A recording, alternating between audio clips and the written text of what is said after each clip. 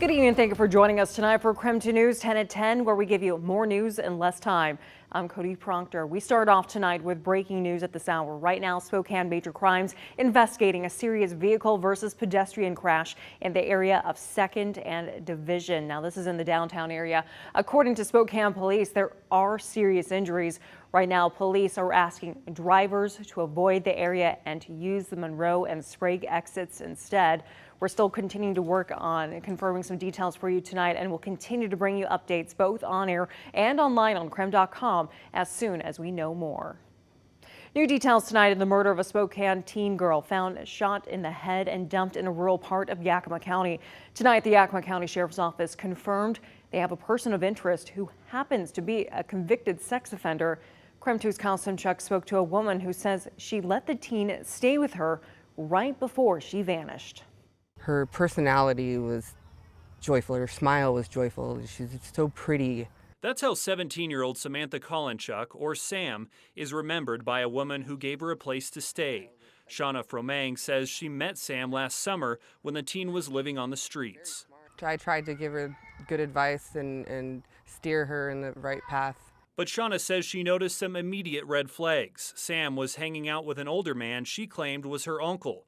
Shauna did some digging and found out it wasn't a family member, but instead a convicted level 3 sex offender. She blocked his number and she didn't want anything to do with him. I don't know how she ended up talking to him again. I just know it has to be because of that stupid car. A car Shauna claims Juan Carlos Sandoval bought Sam.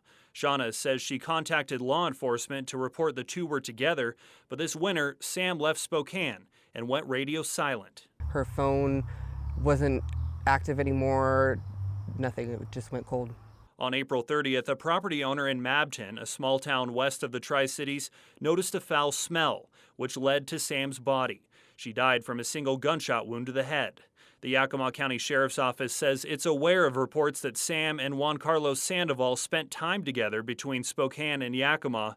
Sandoval was arrested days after Sam's body was found on unrelated charges. The Yakima Herald-Republic reports Sandoval also has a warrant out of Benton County for a first-degree kidnapping charge and failing to register as a sex offender from Spokane Superior Court. Authorities in Yakima now calling Sandoval a person of interest in Sam's murder. The sheriff's office says Sandoval asked for a lawyer when questioned by detectives. Tonight, he remains in jail. I didn't want her to be forgotten, because so many girls are just forgotten. Shauna says Sam, like many teens, thought she was invincible. She still has a lot of questions about the case, and so do we. It's a story KREM 2 will continue to dig through.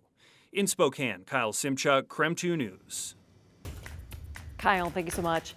Well, turning right now to a developing story at this hour. A 10-year-old's at Sacred Heart Medical Center tonight after being involved in a crash in Stevens County. This happened just hours ago on Highway 231 near Springdale. According to the Washington State Patrol, a truck was trying to pass a motorcycle in a no passing zone. WSP says the motorcycle made a left-hand turn and turned into the trailer being pulled by that truck. The 10-year-old was on the motorcycle when it happened. They were then airlifted to the hospital. The driver of the motorcycle was not taken to the hospital. WSP told KREM 2 there will be no criminal charges. Over on the west side, an 11-month-old baby's lucky to be alive, saved by paramedics after investigators say she overdosed on fentanyl. Police say the baby's mother called 911 from her motel room in Everett on Tuesday, telling them her child was unresponsive and may have been exposed to cleaning chemicals. When she didn't respond to treatment, first responders administered Narcan and the baby regained consciousness. Police say they found fentanyl and meth in the parents' motel room. The baby's twin sister tested positive for fentanyl. Her 11-year-old brother did not. It's very scary. It's scary for our community. It's scary for children. Fentanyl is deadly in the smallest amount. Just a few grains is enough for an overdose. All three children are with Child Protective Services. Their parents have not been arrested. Investigators say that's because they're waiting for full toxicology results to come back. Well, taking a break right now from the headlines and talking about our weather forecast. Meteorologist Michelle Boss in the Weather Center tonight with the very latest as we head into Memorial Day weekend. Well, we have a lot going on this weekend. We have storms, but we also have sunny and warm weather, so a little bit of everything.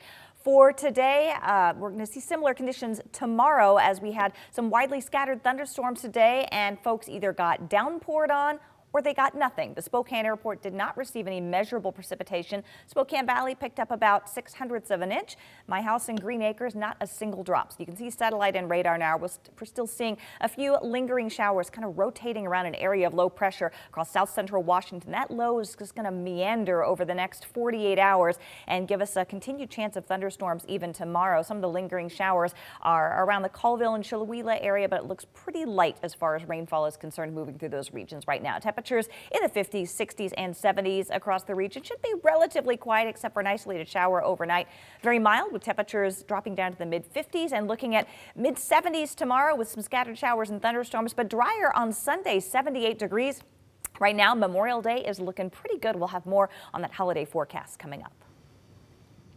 Michelle, thank you so much. With the unofficial start of summer rolling in this Memorial Day weekend, millions are expected to be traveling for the next few days. But for drivers in Washington, they'll be filled with aches and pains at the pump. Meanwhile, in Idaho, the state's about 60 cents cheaper than current prices in Washington. We spoke with Patrick DeHaan from Gas Buddy on the drastic difference. Washington State now has a carbon tax. It has special gasoline. The West Coast is also a bit of an island when it comes to refineries. So between the carbon tax and high tax on gasoline, Washington's prices are pushed up a lot higher than the national average. Idaho also doesn't have a carbon tax or high gasoline taxes. And that's why if you're hitting the road this summer, no matter if it's crossing into Idaho or other states like Montana, or you're heading south into Oregon, be wary of those state lines because you can see big fluctuations between what prices are in one state versus another. DeHaan expects some type of relief at the pumps later this summer. He says gas transportation from the refineries our region relies on should see improvement that will ultimately help lower prices. And if you plan on taking a road trip to Mount Rainier this weekend, we have some good news for you. Both Chinook and Cayuse passes back open tonight. WashDOT crews opened Highway 410 and Highway 123 this morning. The passes close each winter because of the high avalanche risk. And a reminder, if you are planning to go to Mount Rainier National Park this weekend, it's switching over to a cashless system. Keep that in mind with your wallet. This change applies to both entrance and reservation fees. That means starting this summer, anyone visiting the park will need to have a credit or debit card. Most lawmakers now back home tonight for the Memorial Day holiday weekend with no deal yet to raise the debt ceiling. President Joe Biden says he's optimistic about negotiations to increase the debt limit just hours after we learned the U.S. will extend the deadline to June 5th. Republican House Speaker Kevin McCarthy also remains positive despite the looming deadline. We know it's a crunch time. We know it's not easy, but we're going to make sure we're not just trying to get an agreement. We're trying to get something that's worthy of the American people. Sources tell CBS News the current framework for a deal includes capping overall federal spending levels for the next 2 years. Military and veterans funding would increase slightly. Domestic spending would dip slightly or remain flat. Economists say a default could send stock markets into free fall. Going now to Night Beat for a quick look at the day's top stories. Lori Vallow Daybell's attorneys filed a motion for a new trial.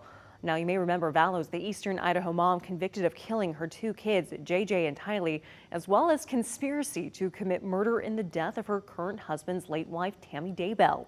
In the filing, her attorneys argue 3 issues, including confusing jury instruction. In one of their arguments, they say a juror gave an interview after Vallow's conviction, saying the jury instructions were confusing and that he knew of evidence not submitted to the jury about Charles Vallow's death, who was Vallow's 4th husband. She's set to be sentenced July 31st in Fremont County. Eastern Oregon's Wallowa County became the 12th county in the state to join the Greater Idaho Movement. The Wallowa County clerk confirmed to movement organizers the measure passed by 8 votes. Back in 2020, Wallowa County voters voted on whether or not the Board of Commissioners should discuss moving the state border. It failed by less than 1%. Now, commissioners will have to discuss the idea of separating from Oregon. But for Greater Idaho to actually become a reality, legislatures from both states and the U.S. Congress would have to agree to it. And we're learning new details about the resignation of North Idaho College's attorney from earlier this week. In a 5-hour meeting on Wednesday, the college's interim legal counsel walked out. That's according to our news partners at the Coeur d'Alene Press. It came after the college trustees reversed an earlier decision to hire new counsel.